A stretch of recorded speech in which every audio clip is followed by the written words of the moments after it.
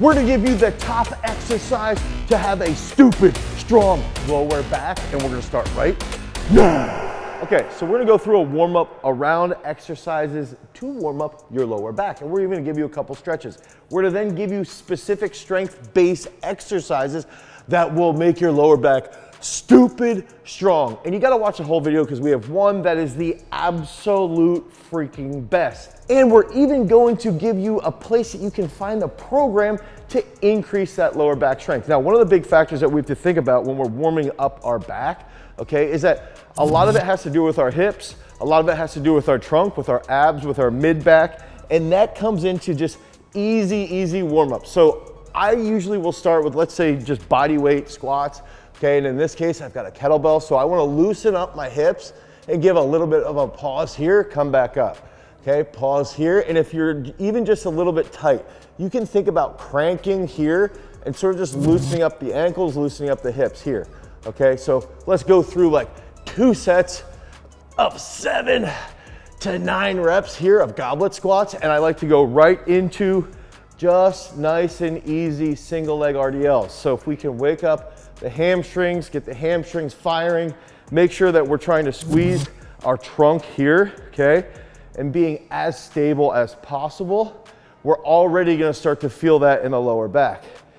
Whew. So we'll go through here. I'm gonna show you a couple stretches. I like to go through at least 1 round of back specific warm-ups. Okay, here, a little off balance. Ooh, okay, so I'll go through that. I want to get into a simple chair stretch here. And what's funny is yesterday we were at a YouTube convention with Colin and Samir. I got to see Casey Neistat. And I was sitting there in the convention. My back's a little stiff. Just doing like simple chair stretch here. You're going to feel this all throughout your glutes.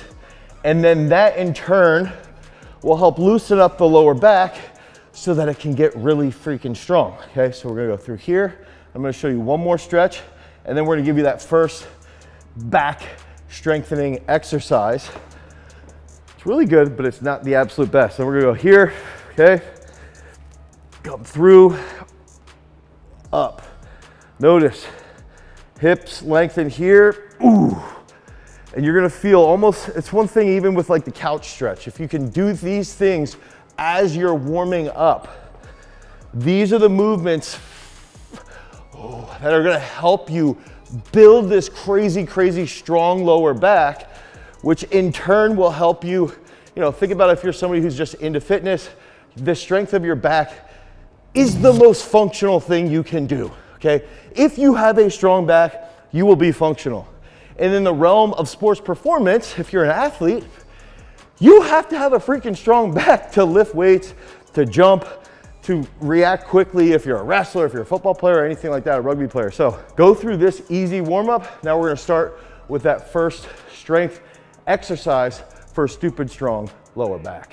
Okay, so when I'm thinking about the lower back, some of the big things that I like to factor in and think through are, does this individual or do I have strong hamstrings? If you have longer legs, typically you will have stronger hamstrings if you have been doing the right resistance-based training. The other thing that I like to think through is that how does this individual or how does this person, where do they typically have like lower back issues? Meaning, do they collapse if the bar is front loaded position, or do they collapse even worse if they're in a back loaded position? Do they collapse when they're pulling off the floor and doing things like that? So that's a big factor around training the lower back. Now, I'm doing good morning, so this is gonna be the first exercise that we really like to use for training the lower back, to get the lower back stronger. I like to loosen this up here by thinking about sticking the butt back and almost keeping the shin angle super vertical, okay? If I can lengthen my hamstrings and lead to this position of bringing my hips through, that's gonna light up my lower back. Now, one thing I'll bring up, in past videos, we've done safety squat bar, good mornings off of the jerk boxes. Is that something that I think is fantastic? I think that it can lead to a really big deadlift. I think it can actually help with that pull off the floor. I also think one of the big factors around a safety squat bar is that you get into a rounded position and then you try and arch, and that's a really good way to light up that lower back. Now, The reason why I'm not doing that in this video is that a lot of people have complained, hey, I don't have a safety squat bar. So you can first pick up this band at garagestrength.com. Second, you don't even need to have a band. Okay, you can do that just as a loosening up position for yourself, just body weight. And then the next thing I like to do, okay, is when we can get into using a bar. Now, the reason why I have this behind me, why I have the single leg roller behind me, is that I actually like to use this as a tactile cue for good mornings, okay? So a lot of people who might have lower back issues, they are very good, they're very good knee benders. They have very, very strong quads, but their lower back's not as strong. So typically, when they come forward with their chest during a good morning, they do this. And they basically try to hide everything by loading their quads more. So this tactile cue helps keep the calves against, you want to think about keeping it against the single leg roller, which in turn lengthens the hamstrings.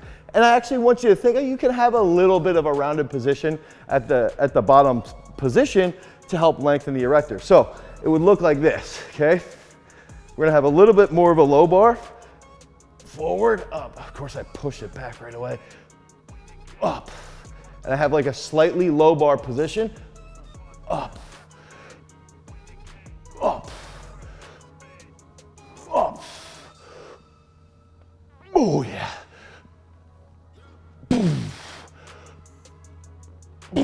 Okay, now, dude, that feels freaking good.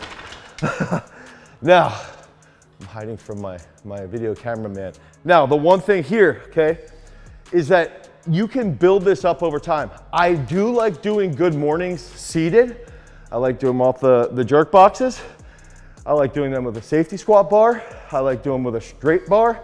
I like doing them with a Duffalo bar. So if you have access to that, good mornings is fantastic. Now, to strengthen the lower back, it's a great movement. It's not the absolute best movement. One of the next movements that I really love, okay, we're gonna move this single leg roller, is a more dynamic exercise. So my son just turned 14 last week. Okay, he's 14 years old, and he's had lower back issues here and there as he's starting to grow. And one of the things, we actually were doing a YouTube video, and I was making him do kettlebell swings here, like this, right? And one of the factors that he brought up was he didn't realize that his lower back was quite weak relative to the other aspects of his pulling muscles, like his hamstrings. Okay, and now what we've been doing with him, with Lincoln, now he's 14, we've been warming up with kettlebell swings, which helps him have more lower back strength at higher speeds. Oftentimes, people who have a lower back stiffness or weakness tend to struggle with quick extension, okay, quick hip extension. So they might not finish a clean or a snatch or a jump as well as they possibly could than if they had a stronger lower back. And so kettlebell swings, especially if we focus on keeping the heels grounded, boom, boom, and there's a rapid flex, extend, flex, extend, flex, extend, and squeeze those glutes to load the shit out of that lower back, okay? So I really like higher speed, dynamic movements like a kettlebell swing. I really like more loaded movements like a good morning, or even if we're just trying to stretch with a good morning. So those are two great exercises to strengthen the lower back. And to close out that Lincoln story, my son, who just turned 14, we've been doing that now for like, 2-3 weeks. And he was saying, he's like, I already feel better on my finish. To the point where he just cleaned 103 kilos, which is 225. So a 14-year-old who's in the 8th grade cleaning 225 is pretty damn good. And a lot of that can be attributed to his ability now to rapidly extend while staying grounded with his flat foot.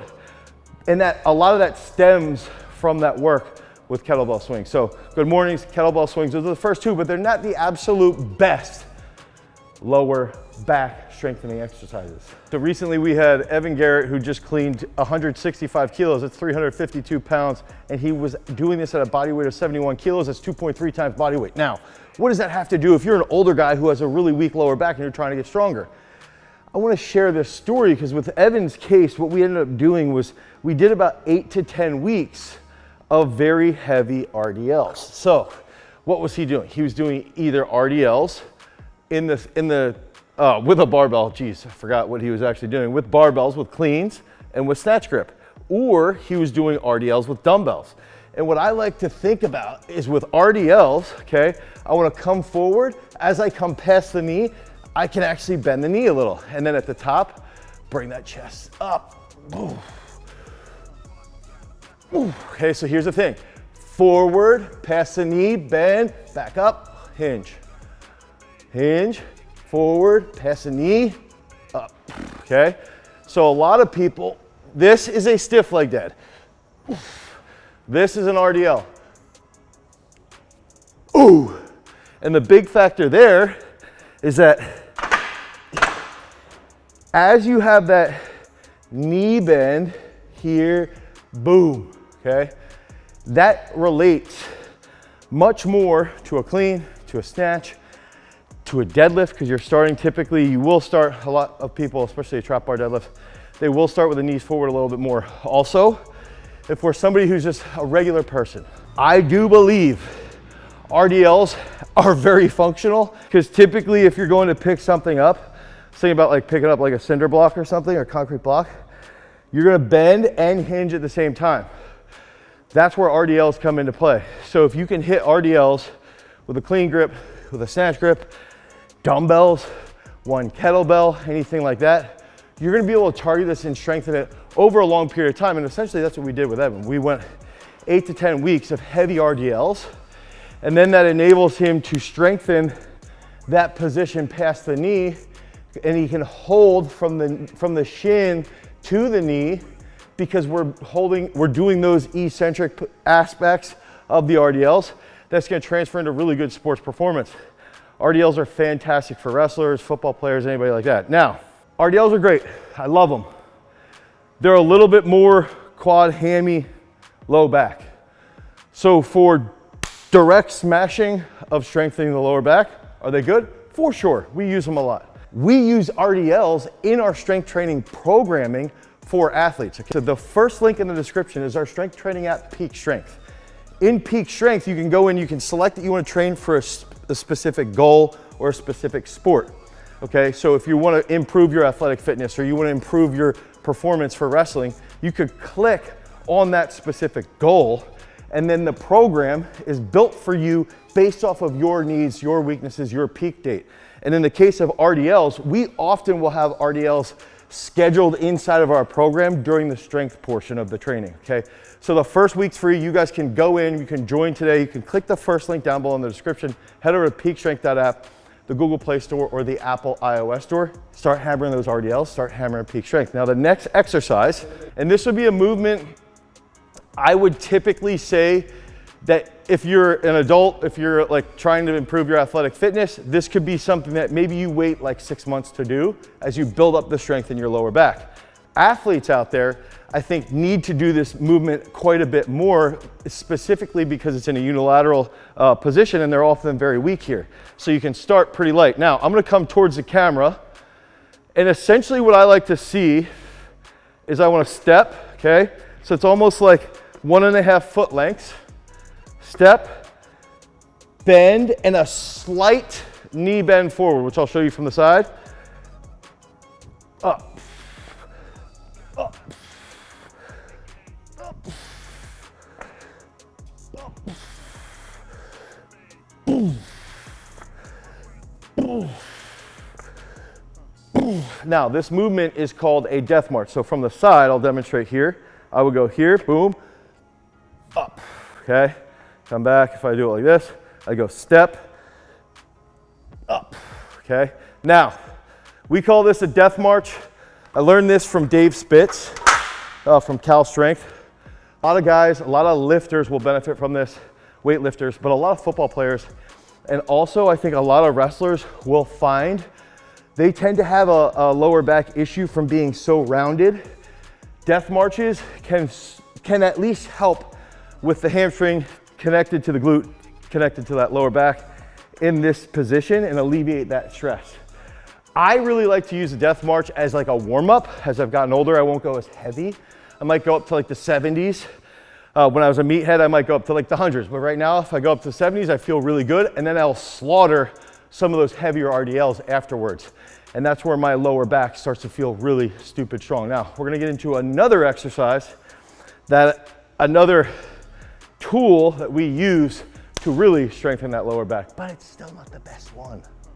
Okay, this is the best machine that I think, well, second best machine for lower back issues, okay? Strengthening the lower back. We're talking about getting your back strong. This is the exercise, except it's not the best one. There's still one more, and that's gonna be the next round, but right now, this movement is used, this exercise, this tool is used all the time. So we got weightlifters that'll put freaking 60 kilos on their back and do glute hams. Now, I really like, as somebody, let's say, we're at Athletic Fitness. You're somebody who, you're a normal person and you just wanna start training like you did when you were an athlete. That is what Athletic Fitness is, okay? You were an athlete back in high school and you wanna start training like that again because it's freaking fun. This is a movement that you can do. Just a simple, come up, lower back exercise here on the glute ham. Simple, right? Try to keep your toes dorsiflexed here, come up. Lower back and you'll feel it. Yes, you will feel it in your hamstrings. Here. That's pretty simple. Now, next thing that you can do is you can hold a plate, okay? Or you can hold, in this case, a kettlebell. And I want to actually have a little bit of a knee bend here. Because if I go here, up, this little round into an arch,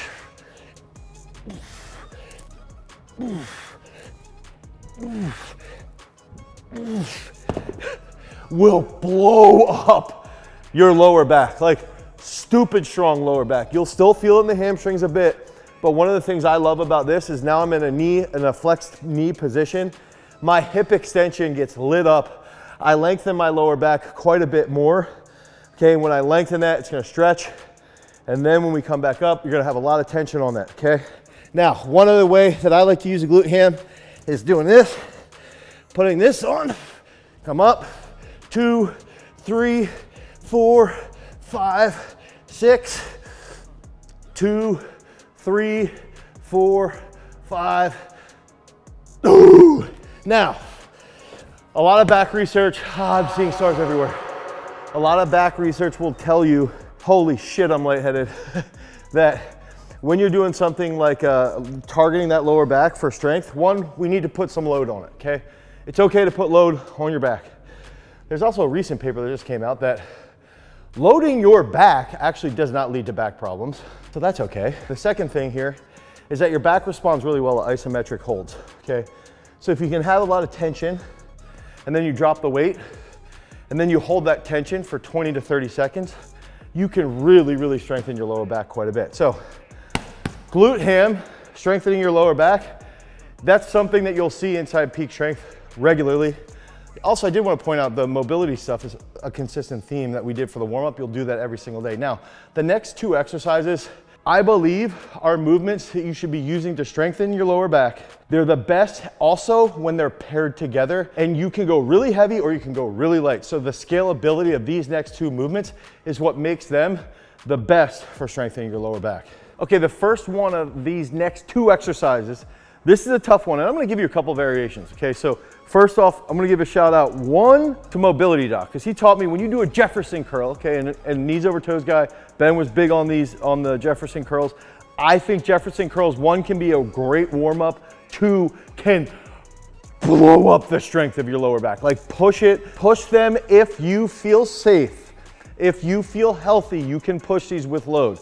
Okay, now, big thing here is like tuck the chin, and as you tuck the chin, it's like you're actually just folding here, down, and then back up, and then untuck the chin. Tuck the chin, so you're gonna go tuck the chin, and then try to ravel down, okay? Boom, down, and back up. And you will feel this in the hamstrings quite a bit. Now, shout out Williams Wrestling, okay? Coach follows us on Instagram. He's been following our videos for a while. He's an absolute dog, okay? Absolute dog. I stole this directly from him using the trap bar. Now, he was doing like an RDL / stiff leg deadlift. I'm gonna show you here with the Jefferson curl because it's easier in my opinion than a straight bar to just go here, curl, up, okay? Up. Now, up. One thing I want to point out here, if you have issues with weights, you want more range of motion, you can elevate yourself a little bit more. You're gonna have to squat down to pick up that bar. I actually like our bigger trap bar when doing this because it has a little bit more space and a little bit more range of motion. The range of motion is the name of the game here when we're talking about the lower back. You get really good at Jefferson curls, RDLs, glute ham, all these things. You're gonna pull more, you're gonna be stronger with that lower back. And all the functional people out there, you guys wanna talk about not actually lifting weights or doing resistance-based training. You have your functional pattern. Guess what? I worked for farmers from the time I was freaking 10 years old. These dudes would be here, they'd be picking things up, okay? We don't do manual labor jobs like that as much anymore in the world, okay? Oftentimes we're sitting at the desk. So a good replacement for doing manual labor jobs is doing resistance-based training. That's my little rant. Now, we're gonna go back here to the second best. Now, I would say here, these two movements paired together, okay, are like the absolute best lower back builders. So much so, I had mentioned my story with my son Lincoln, him doing a lot of RDLs, him doing a lot of the kettlebell swings, and cleaning 103 kilos. He's 14, he's in 8th grade. He probably cleans more than most of you grown-ass men can actually back squat right now at the age of 40. Now, one of the things that we do is we do a lot of reverse hypers. Okay, so he's constantly doing reverse hypers. He added in the RDLs, he added in the kettlebell swings, but the reverse hyper is truly the mainstay. It is the part of the program that never disappears. And even talking with Dave Tate about this, one of the best powerlifters on the planet, historically one of the best powerlifters on the planet, one of the best powerlifting coaches, one of the best minds in powerlifting. Dave talks about reverse hypers and the different ways that you can do it, the different tables, the different angles, all these different factors. I like to cue, squeeze through your belly button out, okay? Squeeze that out, push out, arch, or round, arch, round, arch. And the thing that I really like to do, let's say we do 3 to 5 sets, 17 to 20 reps, I like getting the swing. I like getting the swing going, and the thing is, after 2 to 3 sets, you can see we've got 50-pound plates here, we got 100-pound plates here, we've got a whole bunch of 25s here. We will just load 25s, 35s on this actual reverse hyper and just crank, okay? And what ends up happening is the lower back, the glutes, and when you get to the top and you arch, okay, I like the tension of the reverse hyper, okay, is at the peak here with the hip extension. The tension on the Jefferson curl is on the opposite end. So this is where the bodybuilding aspect of points of flexion comes into play. And this is some of the old school bodybuilding principles that we'll use to help develop strength in the lower back. So we're going here, up, up, up, up, up, up, up. Okay. So if you don't have access to a reverse hyper, you can set this up where you might be over a bench, leaning over a bench. You could use a glute ham and kick those legs back up. You could put a band around that. You can put dumbbell in your feet. I do recommend trying to find a reverse hyper in your area if you can. They are a bit more accessible than they used to be. The Jefferson curl, you don't need the piece of equipment to hit. The glute ham, you can get creative. If you don't have a glute ham available, you could use a Roman chair, a back extension, or you could sort of rig something up yourself. A lot of people do that as well. Now, reverse hyper, Jefferson curls, if you want a stupid strong back, these are the 2 movements you gotta do. But you gotta put tension. If we're talking about strength, you've gotta put load on. You gotta go heavy. Okay, that's where you will get big gains. But we gotta make sure that we build to that over a long period of time. Let's say 3 to 6 months. That's exactly what we do inside of our strength training at Peak Strength. We will help you get to that 3-month point, the 4-month point, the 5-month point, the 6-month point of commitment so that you can get that lower back strength to the next level. If you like content like this, click on this card right here because remember, freaks, if you want to become a champion, you've always got to cultivate your power. Peace.